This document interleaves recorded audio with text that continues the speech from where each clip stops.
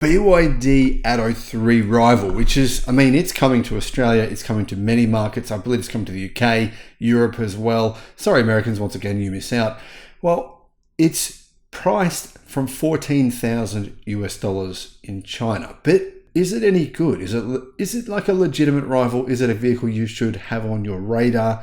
Hello, my friends. Welcome to the channel. I'm Sam Evans. Great to have you with us.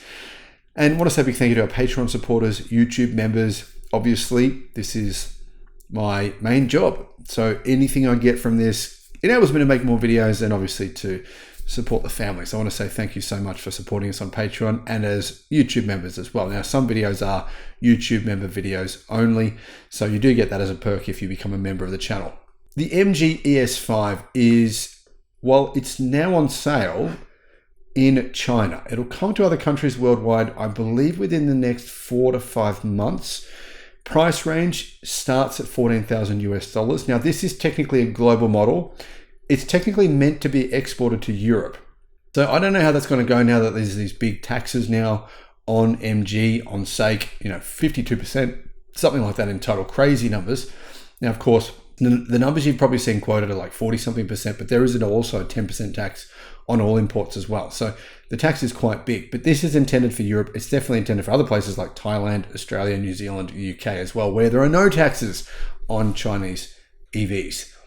Comes with 17 or 18-inch wheels. It's a little bit bigger than the existing MG ZS, which it will replace. Not a lot bigger, but a little bit bigger. So it's very similar in size to a BYD Atto 3, a little bit bigger, I think. 4,476 millimeters long, 1,850 millimeters wide. Apparently, usable space is 4.32 meters squared. I've never seen that number quoted before, so I don't know what that means exactly. But it does have a 2.73 meter wheelbase, so 2,730 millimeter wheelbase. The car's MG Pilot Level 2 Plus Intelligent Driving Assistance System, sort of like it's meant to be a little bit like Tesla's Autopilot, not full self-driving, a little bit like Tesla's Autopilot. It uses a Horizon Robotics Journey 3 chip, so a new automotive chip. The front camera module has a recognition distance of a staggering 250 meters. The rear radar detection distance is 180 meters. That's a long way. This system covers functions like adaptive cruise control, lane keep assist, automatic emergency braking, parking assistance. So it sounds like it's going to be quite a good car in terms of its autopilot assistance features. It also has SAIC's new Nebula architecture, and it has a rear electric motor. So the BYD Atto 3 is front wheel drive, or the MG4 is rear wheel drive, and the MG ES5 is also rear wheel drive. So similar, it's actually the same platform as the MG4, and it uses the same motors.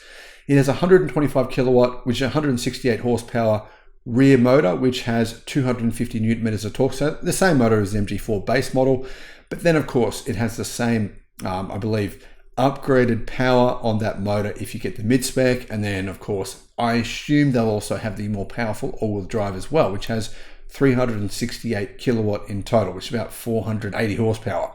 Interestingly though, the cheapest model also uses lithium iron phosphate batteries. Those batteries are made by Cadel.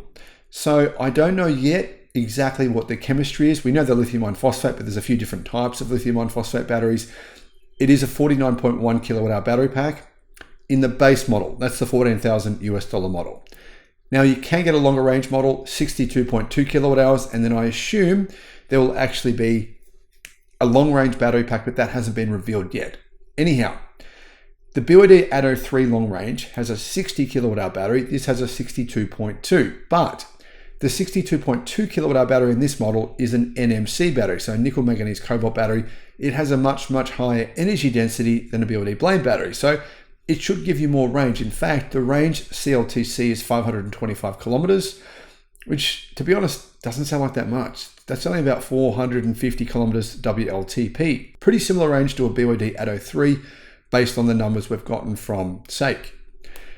The range for the smaller battery, the lithium iron phosphate battery with 49 kilowatt hour capacity, is 425 kilometers CLTC, so probably about 360 WLTP.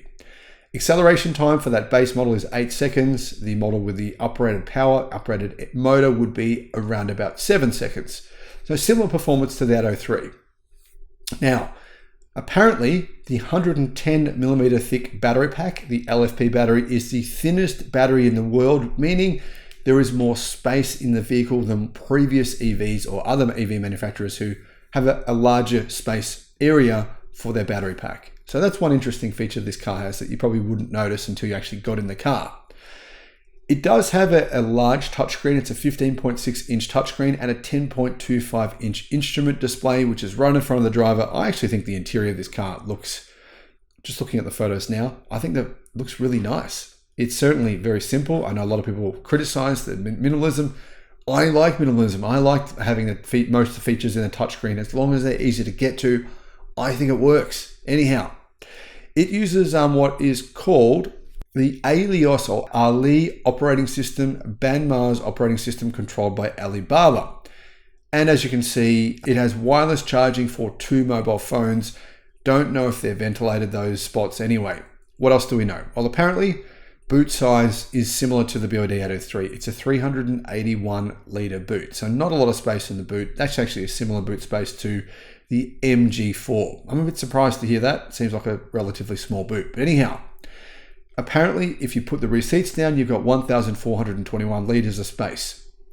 Now, guys, I like this vehicle. I think it looks much, much better than the old model. I don't yet know the charging speed, but I assume it's going to be similar to the MG4. So max charging speed of around 150 kilowatt, which is okay. It's not great, but it's not bad. My concern for this car, though, is it does have to compete against the new Geely EV. The new Geely EV, it's a similar size to this. It's coming to global car markets as well. I'll be able to see that vehicle soon, and I'll have a video of when I go to China, I'll have a look at one of those. But that uses Geely's new golden battery, which is actually a short blade battery. It's called the Aegis short blade battery. It has higher energy density than this car, than the LFP battery in this car. I believe it does. I think it's about 192 watt hours per kilogram, whereas a BYD blade battery is 165. So, about 20% more energy density. It's a similar price, and it has much, much faster charging speed and more range. So it will be it's a tough market, this market, because there's so many different models now coming to this segment. And like I said, there's actually been a few reviews coming out of China saying that the new Geely competitor to this MG ES5 and the BYD Atto 3 is actually significantly better than either of them. Now, I can't say that for sure. I haven't tested them yet, but that's the feedback. That's what I've been seeing. Let me know what your thoughts are. Thanks for watching.